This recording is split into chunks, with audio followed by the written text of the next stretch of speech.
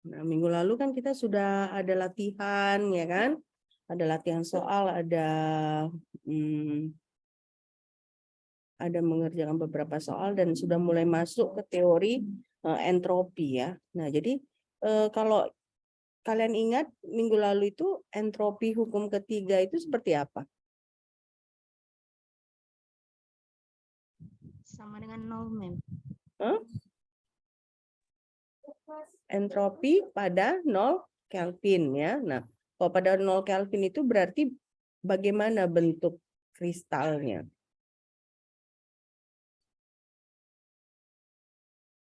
Bentuk kristalnya bagaimana?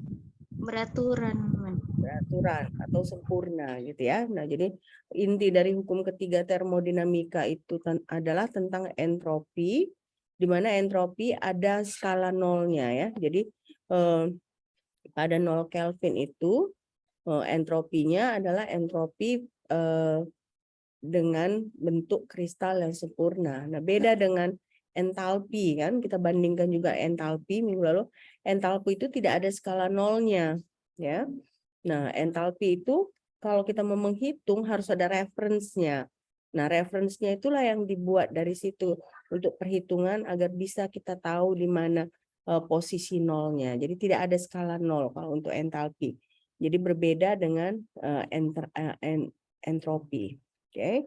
Nah, sekarang mulai kita masuk ke formulanya ya, perubahan entropi. Nah, kalau kalian lihat di sini, perubahan entropi itu dilambangkan dengan delta S. Ya.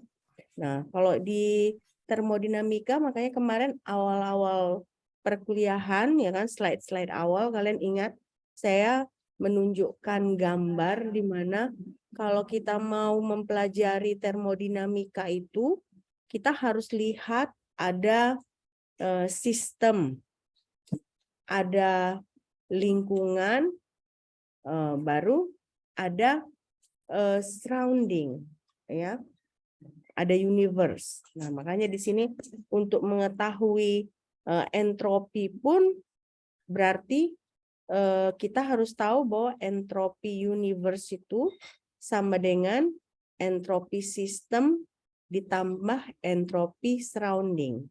Nah, sistem kan kita ingat sebelum UTS pun kita sudah mulai pelajari dikit-dikit. Sistem itu adalah suatu bagian yang kita amati, gitu ya, suatu bagian yang kita amati.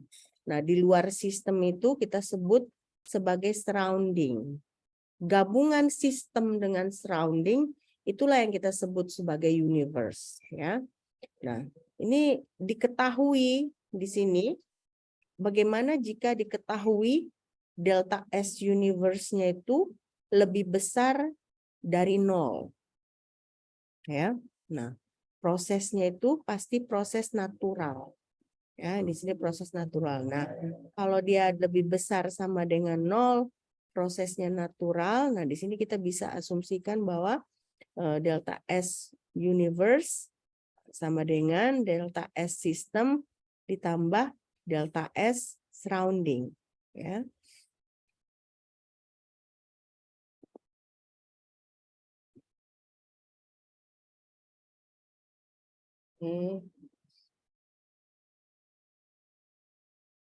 Nah, jadi ini perubahan entropi. Nah, jadi delta S system ini, ya kan, bergantung pada perubahan yang ada di dalam sistem. Karena itu biasanya kita selalu kan kalau dalam termo itu ada satu parameter yang kita buat konstan. Nah, supaya kita bisa tentukan gitu ya. Karena kalau semua kita buat variabel, nggak bisa kita tentukan nantinya. Jadi harus ada salah satu yang dibuat konstan. Nah, jadi di sini dibuat konstan lah suhu. Oke. Nah, jadi pada suhu konstan itu delta S ini sama dengan negatif Q reversible. Ya, Q ref itu kan berarti Q reversible dibagi T. Nah, sementara kalau pada tekanan konstan, Kalian lihat di sini, entalpi sama dengan Qp. Ya, Q itu apa? Q apa? Ada yang ingat? Q itu apa? Q. Q. Q itu apa? Kalor ya. Q kalor kan? Nah, udah pada lupa lagi kalian? Hah? Nggak lupa kan? Q itu kan kalor, delta H entalpi, nah, delta S entropi. Nah, ya. Nah, jadi di sini kalau kalian bisa lihat bahwa kalau suhunya konstan, nah, kita bisa menentukan si delta S. Nah, pada tekanan konstan, nah, kita bisa menentukan entalpi.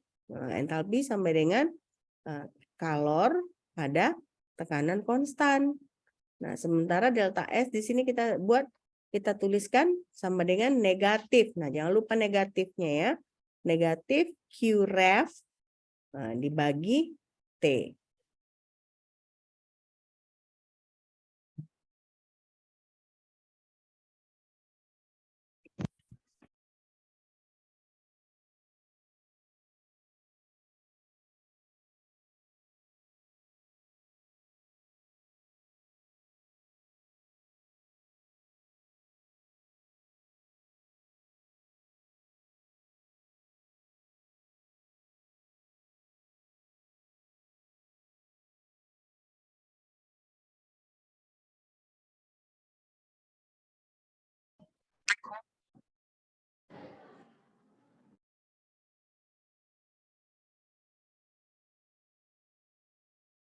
Oke. Nah, ini entropi sistem. Nah, sekarang kan kalian sudah catat kan ini ada persamaan 4, ada persamaan 5, ya kan? Nah, sekarang kita masuk, ya kan? Berarti kalau ada pada suhu dan tekanan konstan, ya kan? Kita bisa tahu bahwa delta S dari surrounding atau lingkungan itu adalah sama dengan negatif delta H sis dibagi T. Nah, kenapa ini kok jadi ganti delta H? Karena ingat kan tadi kalau pada tekanan konstan, entalpi itu sama dengan Qp. Nah, sementara kalau misalnya pada suhu konstan, kita bisa hitung si delta S ini. Jadi kalau keadaannya pada suhu dan tekanan konstan, Q-nya ini bisa kita ganti jadi si delta H. Gitu. Jadi makanya dari sini, dari persamaan 4 dan 5, kita bisa dapatkan persamaan 6. Ya. Nah, kalau persamaan 6 ini kita substitusikan lagi ke persamaan 2 tadi, ya kan? Dapatlah persamaan 7. Apa itu persamaan 7? Berarti delta S universe ya. Universe itu kan tadi delta S-nya itu lebih besar sama dengan 0 kan kalau proses natural, dan dia sama dengan kan itu delta S sistem ditambah delta S surrounding, ya kan? Nah, tapi kan bisa kita delta S surrounding itu kita bisa ganti jadi persamaan 6 ini, makanya dapat dia delta S universe lebih besar sama dengan delta S system dikurang delta H sistem dibagi T. Nah, dapatlah persamaan 7. Ya. Nah, memang kalau bagian-bagian terakhir gas dan termo ini inilah bagian yang sulitnya gitu ya. Karena banyak penurunan rumus yang kalian harus coba mengerti. Makanya ketika kalian mencatat, jangan lupa kalian catat urutan-urutan nomornya ini. Supaya kalian bisa mengikuti proses penurunan rumusnya. Oke?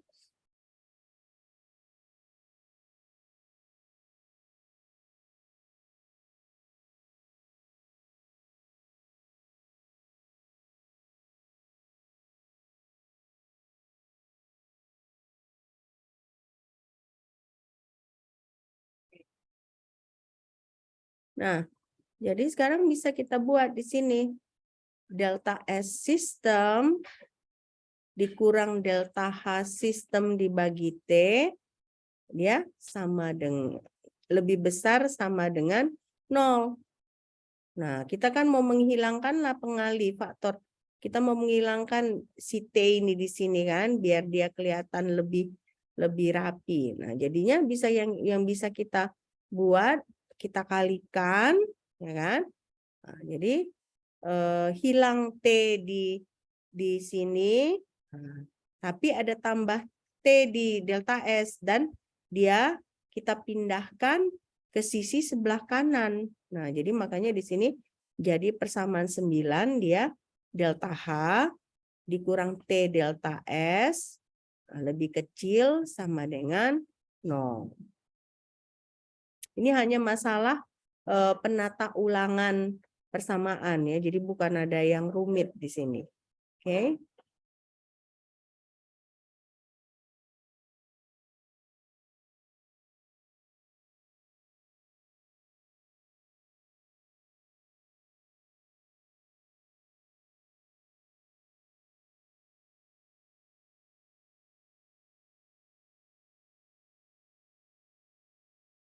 Selesai nih? Selesai? Belum? Udah? Sudah, Mem. Sudah, Mem. Nah, jadi pada volume, kalau tadi kan masih pada tekanan dan suhu konstan. Nah, jadi ternyata si persamaan 9 itu berlaku juga pada volume dan suhu konstan. Jadi nggak perlu kita menurunkan persamaannya lagi, ya sama ternyata keadaan. Karena tadi yang ini kan kita dapatkan kondisinya pada tekanan dan suhu konstan, ya kan? Yang ini kan si delta S surrounding tadi kan. Nah, tapi pada volume dan suhu konstan ternyata kita bisa juga dapatkan yang sama. Jadi kondisi serupa itu juga bisa dihasilkan pada volume dan suhu konstan. Nah, itulah dia persamaan 10. Jadi delta U. Nah, tapi bedanya apa? Bedanya dia tidak lagi delta H di sini, dia gantinya jadi delta U. Energi dalam, ya. Kalau ini kan tadi delta H, ya kan? Tapi kalau yang di sini pada volume dan suhu konstan, dia delta U. Oke?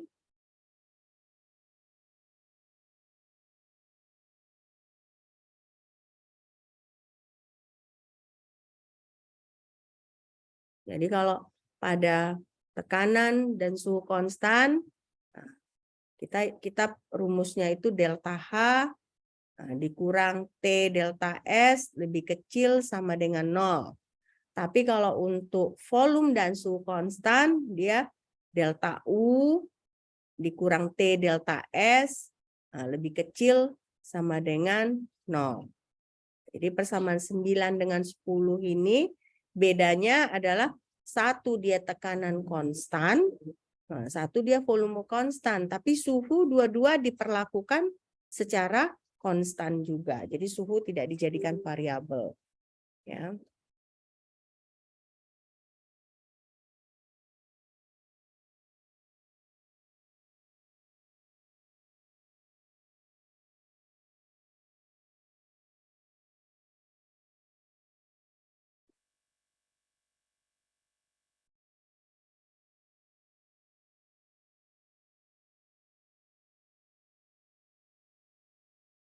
Sudah ini ya.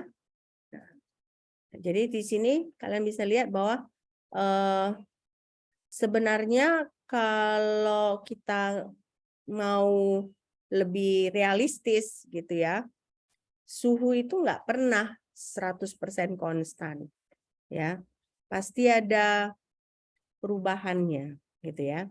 Nah, karena itu karena ada perubahan yang sangat kecil, makanya kita ganti, tidak kita pakai lagi delta di sini kan, tidak kita pakai tanda segitiga, tapi kita pakai tanda derivatif. ya, derivatif. Ya, jadi di sini kalau kita ambil asumsi bahwa ada perubahan yang sangat kecil, ya, jadi perubahan jadi suhunya itu tidak konstan gitu ya. Jadi ini bukan delta lagi tapi derivatif. Nah, jadi DH dikurang TDS, nah ini juga DS lebih kecil sama dengan 0, nah itulah dia persamaan 11. Nah, ini kan dia tadi pada tekanan konstan kan. Nah, sementara di sini ini pada volume konstan. DU dikurang TDS dia lebih kecil sama dengan 0. Ya. Nah, jadi bedanya cuman kalau yang sebelumnya tadi kita anggap dia tidak ada sama sekali perubahan, benar-benar konstan. Tapi kalau misalnya ada perubahan yang kecil, ya, ada perubahan yang kalau misalnya mau kita realistis gitu, nggak akan mungkin 100% konstan, dia pasti ada sedikit perubahan, nah makanya diubah jadi derivatif. Nah, kalau dari sini kan kalian berarti sudah tahu arahnya ya. Nah, dari sini arahnya nanti penyelesaiannya itu ada memakai integral lagi. Ya, jadi makanya kalian ingat-ingat lagi integral kalian untuk persiapan ujiannya nanti. Oke. Nah, masuk kita fungsi Gibbs dan Helmholtz ya.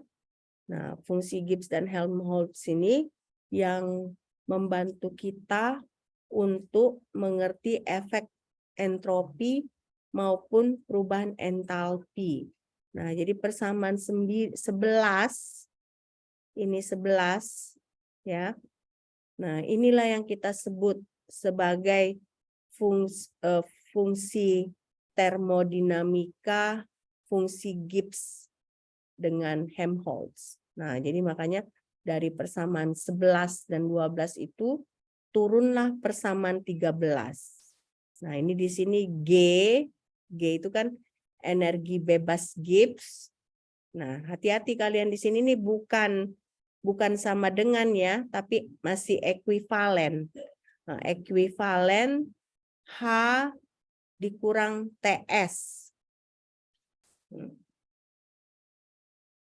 Kenapa masih ekuivalen? Karena ini nilainya masih H, masih entalpi, belum perubahan entalpi. Kalau nanti sudah ada delta G di sini, delta H, baru delta S, baru kita bisa ubah ini menjadi sama dengan. Nah, sekarang kan dia masih dalam bentuk variabel, ya kan? Jadi kita nggak bisa buat dia jadi sama dengan. Kita harus buat dalam bentuk ekuivalen. Nah, inilah persamaan 13. Persamaan 13 ini yang kita sebut sebagai definisi energi bebas Gibbs. Jadi tambah lagi terminologi yang harus kalian ketahui. Jadi sampai sejauh ini kalian sudah ketahui delta U, ya, energi dalam. Kalian sudah ketahui Q, kalor, W, kerja. Baru sudah ketahui lagi entalpi, ketahui lagi entropi. Kapasitas panas ada berapa macam yang kalian ketahui? CP ya, kapasitas panas pada tekanan konstan, CV kapasitas panas pada volume konstan. Nah, itu semua harus kalian coba review kembali ya. Karena minggu depan sudah terakhir kali kita bertemu ya. Nah, antara tanggal 5 sampai 9 Desember kita ujian ya, jadi UAS. Nah, jadi kalian hanya punya beberapa waktu lagi untuk mereview catatan-catatan kalian ataupun latihan-latihan yang sudah kita kerjakan. Oke. Nah, sekarang kita masuk delta G. Nah, kan kalian lihat di sini begitu kita ubah, ini tadi kan yang persamaan 13 tadi kan kita masih buat G. Nah, jadi karena G dia tidak sama dengan di sini. Ya. Nah, begitu kita buat dia dalam bentuk delta G, berarti kan dia sudah bisa dalam bentuk angka. Ada angkanya, bukan variabel lagi. Jadi makanya bisa kita ekspresikan jadi delta G sama dengan, nah ini kan sama dengan delta H dikurang delta TS. Nah, kalau pada kondisi suhu konstan, berarti kan ini bisa kita keluarkan dari perubahan ini, karena dia konstan. Kalau kita buat dalam perubahan ini, 0 dia nanti jadinya kan. Nah, 0 berarti nggak ada gunanya. Nah, jadi makanya pada suhu konstan, jadi delta G sama dengan delta H dikurang T delta S. Nah, inilah dia energi bebas Gibbs.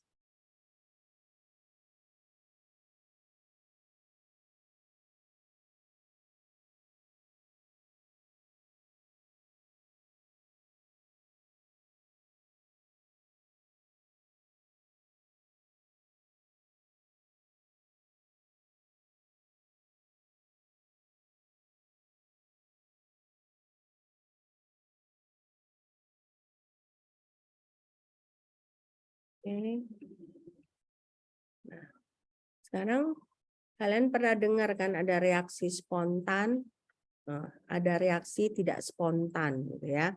Nah, jadi reaksi spontan dan tidak spontan ini biasanya ditentukan oleh bagaimana nilai delta H dan delta S-nya, ya.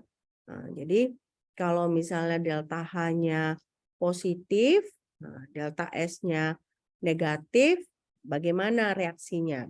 Nah, jadi dia ditentukan seperti itu. Nah, jadi hal yang pertama yang kita lihat di sini bahwa kriteria suatu proses menjadi spontan adalah ketika energi bebas Gibbs-nya ini lebih kecil dari 0. Ya. Nah, jadi spontanitas itu tidak hanya fungsi perubahan entalpi, tapi juga entropi. Makanya tadi saya nyatakan bahwa suatu reaksi itu spontan atau tidak itu ditentukan oleh entalpi dan entropinya. Nah, jadi bagaimana tandanya, ya kan?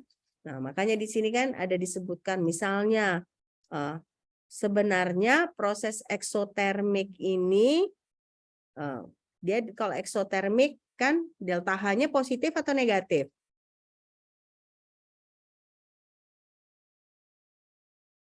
Eksotermik. Dia positif atau negatif? Hah? Negatif. Negatif ya, nah negatif. Nah, jadi sebenarnya kalau kita melihat delta H negatif itu biasanya suatu proses itu cenderung spontan, tapi kita nggak bisa langsung nyatakan dia spontan. Kita harus juga lihat bagaimana nilai entropinya. Nah, setelah misalnya match antara nilai entropi dengan entalpi itu, nah, baru kita bisa sebutkan apakah si reaksi tersebut spontan atau tidak. Ya, jadi makanya hal pertama energi bebas Gibbs lebih kecil dari 0, reaksi spontan. Tapi kan kalian tahu tadi kan definisi delta G tadi kan delta G sama dengan delta H dikurang T delta S. Nah, jadi bagaimana supaya delta G-nya itu lebih kecil dari 0? Nah, ya kan? Jadi tidak bisa hanya ditentukan oleh entalpinya aja, tapi dia juga harus ditentukan oleh entropinya, ya.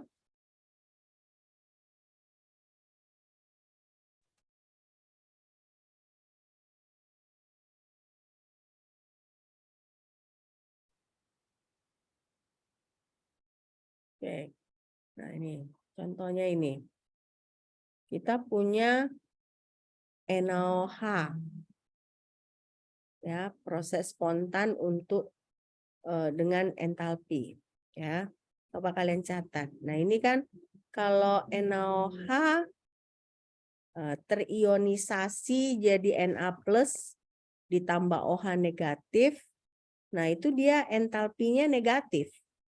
Nah, berarti prosesnya proses eksotermik, ya kan? Karena negatif. Nah, memang biasanya kalau kalian pernah melarutkan NaOH ke dalam air kan? NaOH itu kan dia butiran-butiran putih, benar nggak? Kalian di lab pernah pegang NaOH nggak? Pernah nggak menggunakan NaOH? Pernah kan? Yang masih dia butiran, baru kalian buat gitu. Nah, jadi ketika kalian punya butiran itu, baru kalian larutkan ke dalam air, kalian pegang beakernya itu pasti panas. Ya, panas. Kenapa? Karena memang proses pelarutan NaOH dengan air itu entalpinya lebih kecil dari 0. Ya. Oke. Nah, sekarang ada reaksi yang kedua. NaHCO3, nah ini juga solid kan, dua-dua solid. Kita larutkan ke dalam air, itu delta H-nya lebih besar dari 0. NaHCO3 ini kan kayak kapur, kayak batu kapur gitu ya. Beda, dia ada karbon natrium bikarbonat namanya kan. Nah, natrium bikarbonat ini kalau kalian larutkan di dalam air, biasanya kalian butuh proses pemanasan supaya dia larut, ya kan? Kayak batu kapur gitu ya. Kalau kalian larutkan dalam air, kalau nggak kalian panaskan, dia nggak larut kan. Mungkin harus kalian kecilkan dulu, ya kan? Kalian haluskan. Nah, sesudah kalian haluskan, baru kalian masukkan ke dalam air, baru kalian panaskan, baru dia bisa larut. Nah, ini terbukti dari bahwa dia butuh supply energi agar bisa terionisasi. Beda dengan NaOH. NaOH masukkan aja ke air, kalian tunggu, dia itu bisa udah langsung larut dan malah dia mengeluarkan panas gitu. Nah, itu perbedaan dari dua reaksi ini. Padahal sama-sama mengandung natrium, ya kan? Sama-sama mengandung sodium, ya. Nah, sekarang berarti spontan tidak bergantung pada entalpi. Jadi tidak sepenuhnya. Tadi pun kan saya bilang bahwa tidak hanya bisa dilihat dari entalpi, sisi entropinya harus kita lihat juga, ya kan? Nah, kasus pertama ini kan eksotermik. Eksotermik kenapa menguntungkan? Karena kan dihasilkan panas kan, dilepaskan panas. Nah, jadi biasanya proses eksotermik ini menguntungkan, dilanjutkan peningkatan entropi, juga menguntungkan, ya kan? Pembentukan fragmen dari fase cair lebih kacau dari fase padat yang lebih teratur. Dua-dua sebenarnya dari fase padat ya. Yang jadi dia ada pembentukan, kalau memang kan kalau kita bandingkan kan, kalau padatan itu dia lebih rapi, ya kan? Lebih tersusun rapi molekulnya kalau kita bandingkan dengan cairan, ya. Nah, inilah kasus pertamanya. Ya. Oke, selesai ini? Selesai? Selesai? Belum? Oke. Selesai, Ma'am. Selesai, oke. Nah, sekarang kita lihat reaksi yang kedua. Nah, reaksi kedua ini endotermik. Tidak menguntungkan. Kenapa tidak menguntungkan? Karena kita perlu kita perlu supply energi agar reaksi bisa berjalan, ya kan? Nah, jadi di sini dia tidak menguntungkan, tapi peningkatan entropinya dia menguntungkan. Nah, jadi bagaimana caranya? Selama suhunya cukup tinggi, entropi ini akan lebih besar daripada si entalpi. Nah, jadi prosesnya spontan. Nah, jadi untuk reaksi kedua ini, kespontanannya itu bergantung pada suhu. Nah, kalau suhunya tinggi, nah, tentunya kan delta S-nya lebih besar kan? Delta S itu kan negatif. Nah, suhunya tinggi berarti kan T delta S-nya nilainya besar. Nah, otomatis kalau T delta S-nya lebih besar, kalah si terminologi dari delta H itu. Nah, jadi delta G-nya bisa lebih kecil dari 0. Tapi kalau misalnya suhunya rendah, lebih menang si delta H yang positif. Akibatnya delta G-nya lebih besar dari 0, suhunya tidak spontan. Nah, jadi makanya di sini dia berikan asumsi bahwa selama suhunya cukup tinggi, suku entropinya itu akan lebih besar daripada suku entalpi. Nah, akibatnya proses spontan. Kenapa proses spontan? Karena kalau entropi lebih besar dari entalpi pada saat entalpi di sini positif, nah akibatnya delta G-nya lebih kecil dari 0. Nah, udah ngerti ya? Ngerti kan? Perbedaan antara NaOH dengan NaHCO3 tadi? Ngerti kan? Ngerti nggak?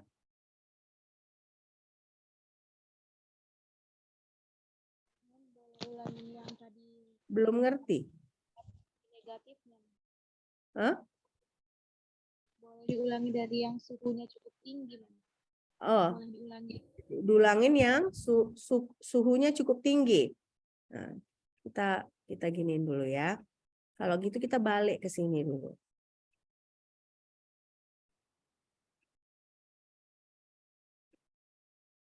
Kalian kan tadi kan ingat kan di sini ini dia delta G sama dengan delta H dikurang T delta S. Nah, sementara tadi persyaratan spontan apa? Delta G lebih kecil dari 0. Ya kan? Nah, delta G ini kan dia ada dua parameter di sini yang harus kita pertimbangkan. Entalpi dengan entropi untuk menyatakan apakah suatu reaksi itu spontan atau tidak. Ya kan? Nah, NaOH tadi delta H-nya apa?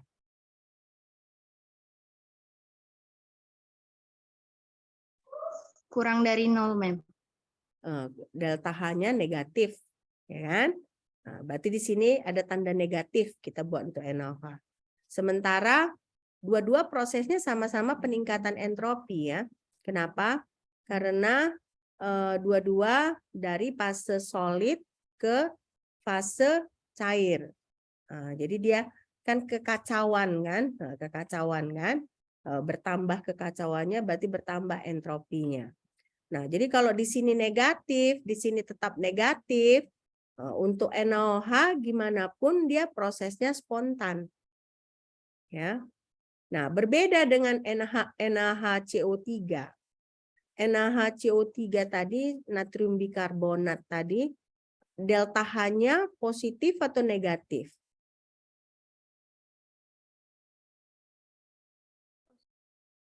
Positif, Mem. Nah, positif kan? Nah, sementara ada dua ya, tetap aja sebenarnya entropinya ini menguntungkan. Ya kan? Nah, berarti nilai ini dia tetap negatif. Nah, bagaimana caranya delta G lebih kecil dari 0? Harus parameter yang ini lebih besar dari parameter yang ini. Ya kan? Nah, bagaimana parameter yang ini lebih besar? Berarti kan harus T-nya ini besar. Makanya disebutkan tadi si reaksi kedua itu akan spontan kalau suhunya tinggi. Nah, kalau suhunya rendah, dia negatif, tapi ini positif, otomatis kan kalau positif kita kurangkan nilai yang rendah, dia positif, berarti delta G lebih besar dari 0, berarti pada saat suhu rendah, reaksinya dia tidak bisa spontan. Nah, jadi di sini reaksi spontan itu hanya bisa terjadi saat T ini dia suhunya tinggi. Makanya saya bilang tadi, reaksi yang kedua itu bisa berjalan kalau misalnya kalian supply energi. Bagaimana kalian mensuplai energi? Kalian panaskan. Apa akibatnya kalau kalian panaskan? Si suhunya bertambah. Ya kan? Suhunya tinggi. Nah, jadi itu perbandingan kespontanan reaksi pertama dan reaksi kedua. Ya. Udah ngerti sekarang? Sudah, Mem. Sudah, Mem. Udah? Oke. Ada pertanyaan yang lain? Nggak ada ya? Oke, jadi di sini makanya selama suhunya cukup tinggi, suhu entropinya berarti kan yang bagian entropi itu akan lebih besar dari entalpi. Nah, sehingga delta G-nya tetap lebih kecil dari 0. Nah, tapi kalau suhunya rendah, ya otomatis delta H-nya lebih besar dari entalpi lebih besar dari entropi, otomatis ya delta G-nya lebih besar dari 0. Ya kalau delta G lebih besar dari 0, reaksinya nggak spontan. Ya. Nah, ini ada dia kondisi spontanitas ya. Nah, kalian lihat di sini, kalau delta H lebih besar dari 0, delta S lebih besar dari 0, ya kan? Dia spontan pada suhu tinggi. Baru delta H, ini ya delta H lebih besar dari 0, delta S lebih kecil dari 0, dia tidak akan at no temperature. Jadi apa dia? Nah, ini kalau delta H lebih kecil dari 0, delta S lebih besar dari 0, pada semua suhu dia spontan. Nah, delta H lebih kecil dari 0, delta S lebih kecil dari 0, dia pada suhu rendah pun dia akan spontan. Nah, pada suhu rendah pun dia akan spontan. Oke, nah inilah dia keadaan kondisi spontanitas untuk proses pada suhu dan tekanan konstan, ya.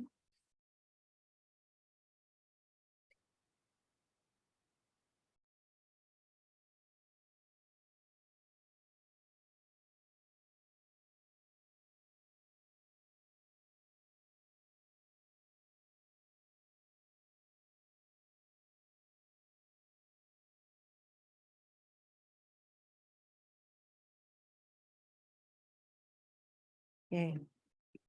Nah, jadi sekarang kita masuk ke fungsi Helmholtz. Tadi Gibbs ya, tadi fungsi Gibbs, energi bebas Gibbs. Nah, sekarang fungsi Helmholtz. Helmholtz itu dilambangkan dengan A. Ya, A. Nah, dia ini A, sama tadi kan awalnya G juga kan dia tidak pakai sama dengan ya. Nah, tidak pakai sama dengan. Nah, di sini A ekuivalen dengan U dikurang TC. Berarti bedanya di sini apa? Bedanya tadi, kalau yang tadi kan dia tekanan konstan, ya kan? Ini volume konstan. Nah, ya kan tadi ada perbedaan kan antara apa namanya? Delta H dengan delta U, ya kan? Nah, jadi di sini si A ini ekuivalen dengan U dikurang TS. Nah, jadi ini saya salah ketik. Ini harusnya sama dengan ya. Nah, jadi pada suhu konstan, fungsi Helmholtz ini, nanti kalian salah pengertian pula. Nah, fungsi Helmholtz ini adalah ya, delta A sama dengan delta U dikurang T delta S. Ya. Jadi ada dua ya fungsi, tadi kan fungsi Gibbs dengan fungsi Helmholtz. Fungsi Gibbs itu dia pakai delta H. Nah, fungsi Helmholtz dia pakai delta U. Nah, itu perbedaannya. Makanya kalau untuk pelajaran hari ini, kalau kalian meleng aja satu persamaan, nah kalian nanti nggak ngerti. Tapi makanya kalian harus mengikutinya dengan intens gitu ya. Nah, karena setiap persamaan itu ada kaitannya dengan persamaan yang sebelumnya, ya. Jadi harus kalian ikuti dengan pelan. Nah, jangan lupa ketika kalian menulis catatan itu kalian nomori persamaan kalian biar bisa kalian ikuti proses penurunannya ya.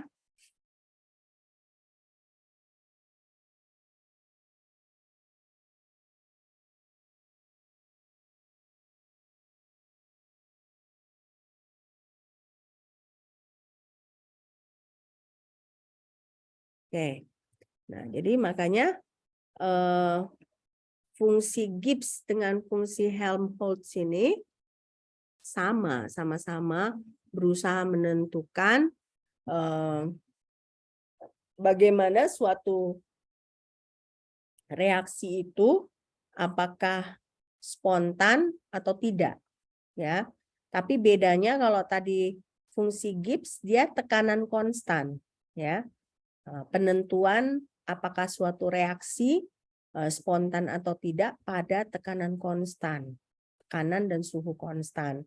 Nah, sementara fungsi Helmholtz ini kita gunakan untuk memprediksikan di mana suatu proses itu apakah suatu proses itu spontan atau tidak pada volume dan suhu konstan. Jadi itu bedanya ya. Nah, dari awal pun kan kita udah lihat perbedaan bahwa kalau misalnya tekanan konstan kita pakai entalpi. Nah, begitu volume konstan nah kita pakai delta U. Nah, kalian buat catatannya di situ. Tekanan konstan, entalpi, volume konstan, delta U. Nah, supaya kalian jangan lupa gitu, supaya nanti jangan ketukar karena kalian lihat di soal itu nanti dia seperti bukan seperti informasi yang nggak berharga dibuat bahwa reaksi ini pada volume dan volume dan suhu konstan. Nah, kalian nggak sadar kalau volume itu kalian nggak pakai entalpi tapi pakai delta U. Nah, jadi itu hal-hal kecil yang harus kalian buat catatannya gitu ya. Nah, ini sama juga ada tabelnya kalau kalian lihat. Delta U lebih besar dari 0, delta S lebih besar dari 0, akan spontan pada suhu tinggi. Nah, sementara delta U lebih besar dari 0, delta S lebih kecil dari 0, tidak akan ada spontan. At no temperature. Nggak ada. Tidak pada suhu manapun. Nah, baru di sini lebih kecil dari 0, lebih besar dari 0 pada semua suhu. Nah, kalau dia lebih kecil dari 0, lebih kecil dari 0, nah pada suhu rendah pun dia bisa spontan. Ya.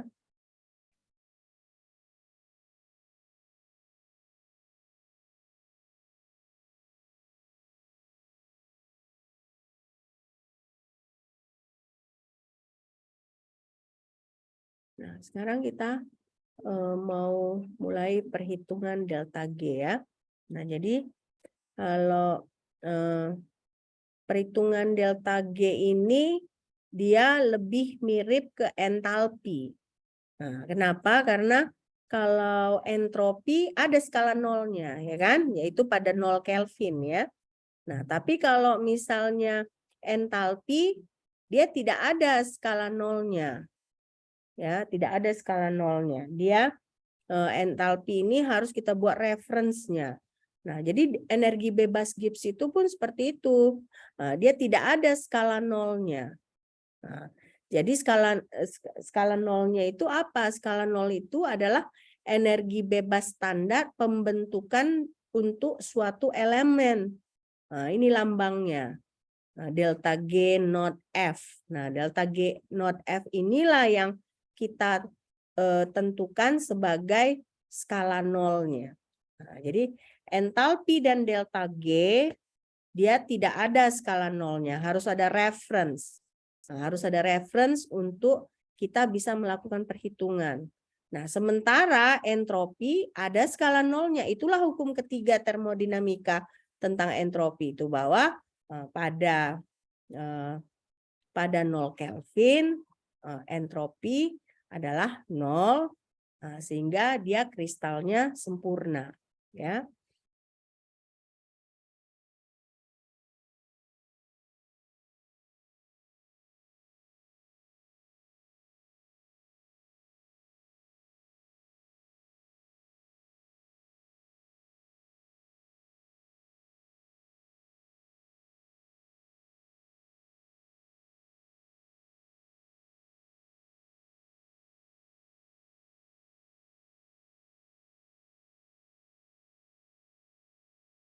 Oke. Nah, jadi di sini delta G not F, energi bebas pembentukan standar ini ada tabelnya. Nah, ada tabelnya, bisa diukur. Nah, jadi inilah termasuk konstanta. Nah, jadi makanya kita bisa menggunakan delta G not F ini untuk menghitung delta G not reaksi. Nah, ini reaksi, ya. Jadi mirip cara perhitungannya dengan perhitungan entalpi reaksi. Kita udah belajar kan? Berapa 2 minggu yang lalu, 3 minggu yang lalu kita belajar perhitungan termokimia, ya kan? Nah, jadi delta G, penentuan delta G reaksi ini pun bisa memakai metode termokimia seperti yang 3 minggu lalu kita pelajari. Oke?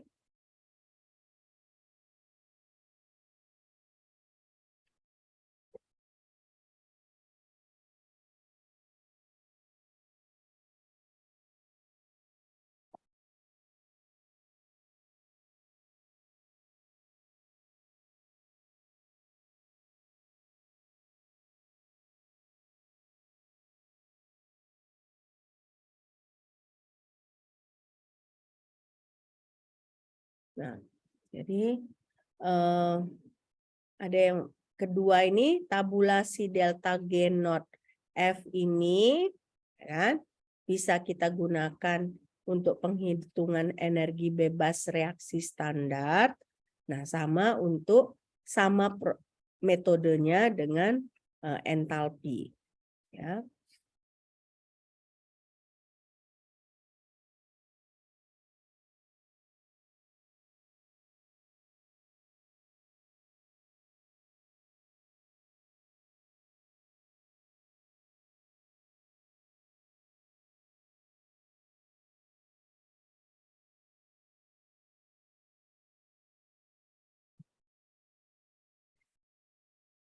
Udah mulai gelap. Di daerah kalian hujan nggak? Tidak, Mem. Di daerah saya sudah gelap. Seperti mau hujan. Oke. Nah, coba hitung ini. Nah, ini diketahui ya, sudah diberitahu ada C2H4 dalam bentuk gas. Nah, dia delta G standarnya adalah 68,4 kilojoule per mol.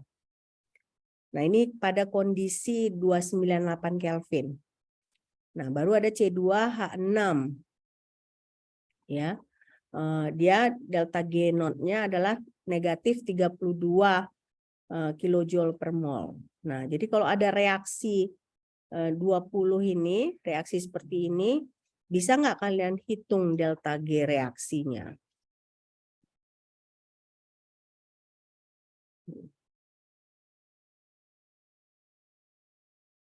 Coba hitung delta G reaksinya di sini.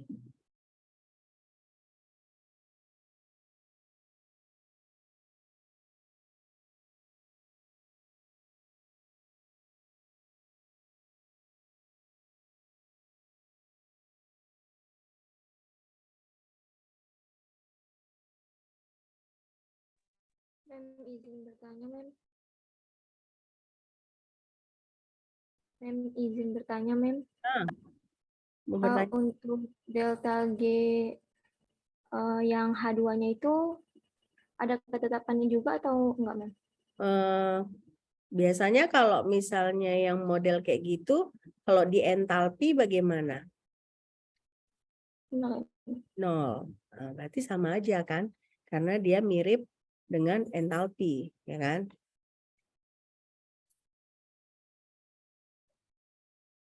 Ini udah setara belum reaksinya?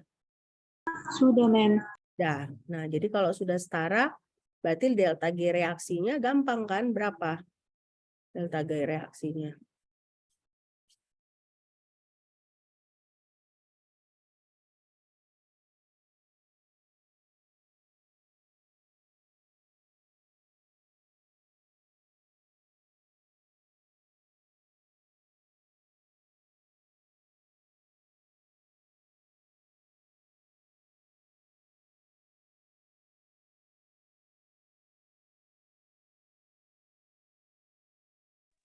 Minus 100,4. Minus 100,4. Dapat dari mana itu, Putri? Dari minus 32 dikurang 68,4. Mem. Nah, jadi dia jawabannya minus 100,4. Nah, saya lupa tulis minusnya di sini. Nah, tadi si ini siapa? Kan? Nah, tadi makanya saya tanyakan kan, reaksinya apakah sudah disetarakan atau belum, ya kan? Ternyata reaksinya sudah disetarakan. Nah, jadi tinggal 1 mol dikali negatif 32,0 kilojoule per mol dikurang 1 mol dikali 64,4 kilojoule per mol. Nah, sementara kan tadi siapa yang nanya tadi? H2 bagaimana? Si Irma ya. Nah, Irma kan tadi tanyakan bagaimana H2 ini. Kalau H2 ada nilainya, kenapa nggak dimasukkan dalam tabel, ya kan? Nah, sementara kalau misalnya kalau mau benar-benar kan harusnya delta G C2H6 dikurang delta G C2H4 dikurang delta G H2, ya kan? Nah, tapi makanya di sini ada catatan bahwa H2 gas itu tidak diikutkan karena delta G not dari H2 gas itu O2 itu semua adalah 0. Nah, kenapa? Karena H2 itu adalah elemen dalam keadaan standar. Ya, oke, oke Irma. Ya, nah, ini tadi yang Irma tanyakan kan? Nah, sama kan? Sama dengan entalpi kan? Entalpi kan juga begitu. Makanya dulu kan saya ingatkan ke kalian entalpi H2 N2, nah itu dia sama dengan 0. Jadi kalaupun ada dalam reaksi, kalian nggak perlu bingung cari tabelnya. Ya.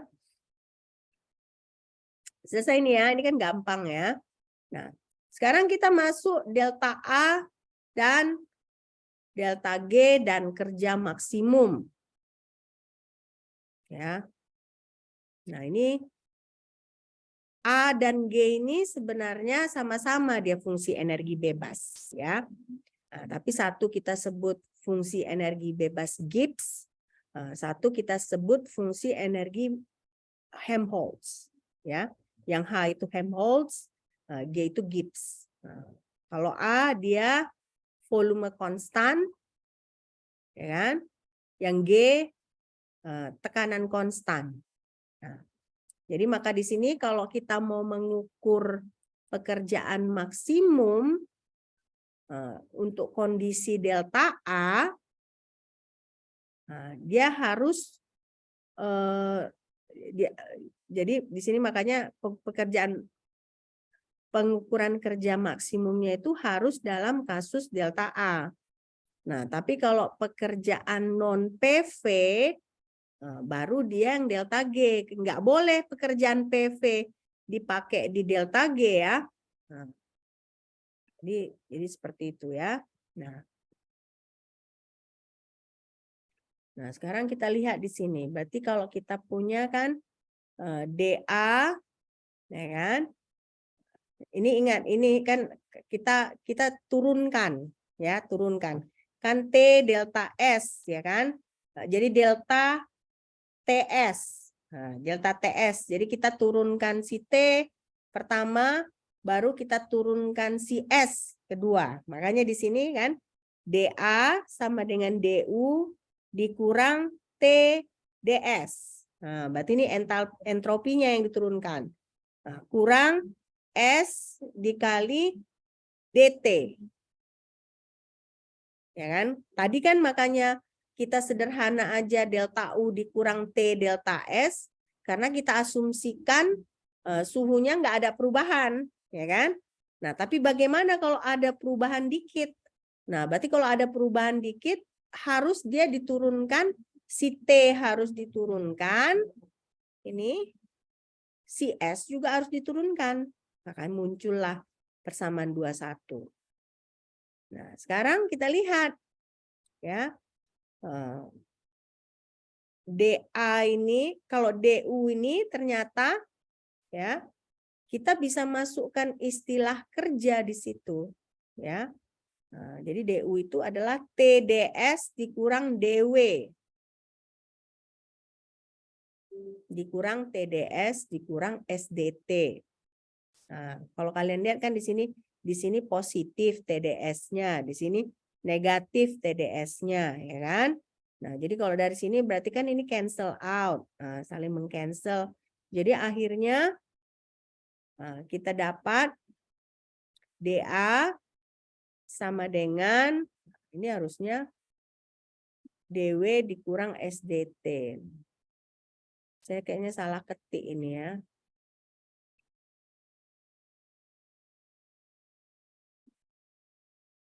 Ya, nih. Dan nanti saya cek lagi ya, apa benar apa enggak. Oke. Nah, jadi kalau kita cancel si TDS-nya ini kan saling cancel, nah, kita dapat DA sama dengan DW dikurang SDT. Nah, W kerja. Jadi kita bisa hitung kerja maksimumnya. Gelap kali udah di luar. Nanti kalau terlalu deras hujannya kita akhirin aja kuliahnya ya. Oke. Selesai yang ini, slide yang ini? Selesai, Mem. Selesai ya. Nah, sekarang berarti DA sama dengan DW kalau suhunya konstan, ya kan? Tadi di persamaan 23 kan ini SDT. Tapi bagaimana kalau suhunya konstan? Suhunya konstan berarti kan DT sama dengan 0 kan? Nah, akibatnya si Helmholtz itu sama dengan kerja. Nah, ini berarti asumsinya apa? Asumsinya bahwa perubahan tersebut dapat dibalik. Nah, atau dia reversible. Nah, jadi DA sama dengan DW. Kalau suhunya konstan. Nah, asumsinya di sini berarti suhunya perubahan tersebut dapat dibalik.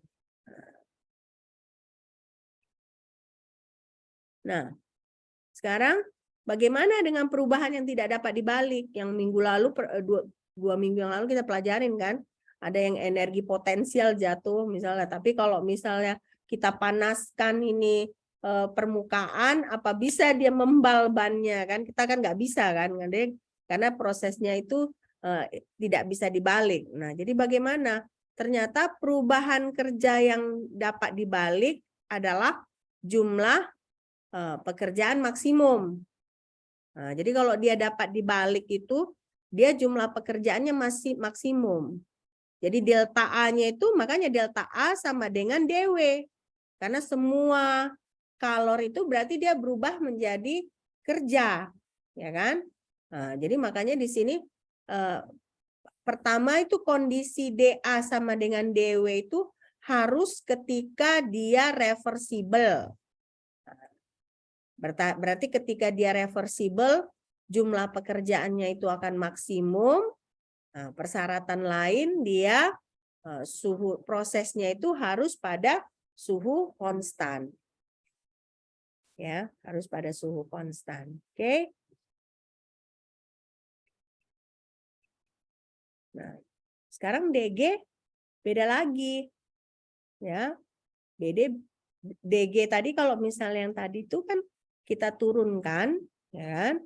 DG sama dengan DU tambah PDV dikurang PDV tambah VDP dikurang TDS dikurang SDT. Berarti kita turunkan tadi persamaan yang tadi itu kan.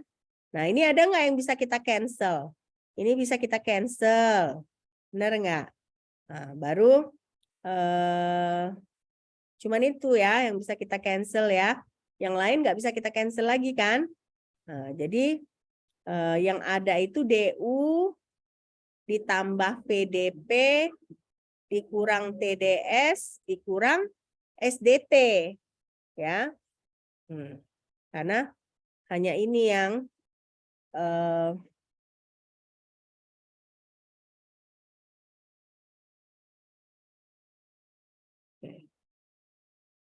hanya ini yang bisa kita cancel ya.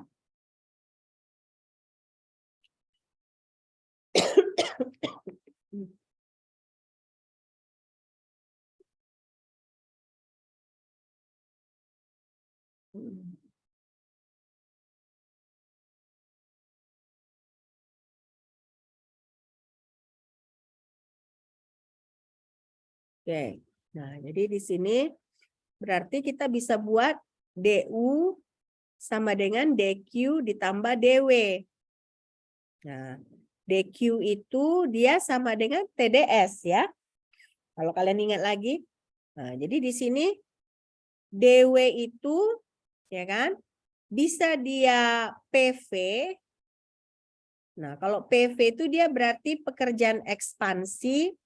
Nah, tapi kerja itu bisa juga electrical. Ya. Nah, jadi makanya di sini bisa kita buat DU dikurang TDS ya kan ditambah DW pada pekerjaan ekspansi ditambah DW pekerjaan listrik.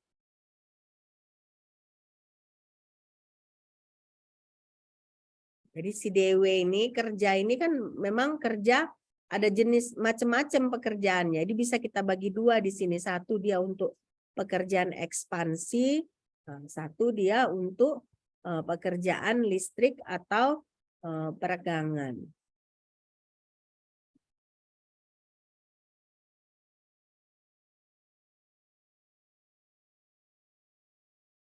Saya rasa terpaksa saya hentikan dulu kelas kita, ya kan? Karena di sini deras sekali hujannya. Nanti saya takut kalian nggak dengar. Oke. Sampai di sini ada pertanyaan? Ada nggak? Ada pertanyaan? Nggak ada? Oke, kalau nggak ada pertanyaan, kita lanjutkan minggu depan. Mudah-mudahan saya lebih sehat. Kalau saya lebih sehat, kita offline lagi. Tapi ya kalau ada sesuatu hal dan lain hal, terpaksa kita online dulu. Oke, sampai jumpa. Bye.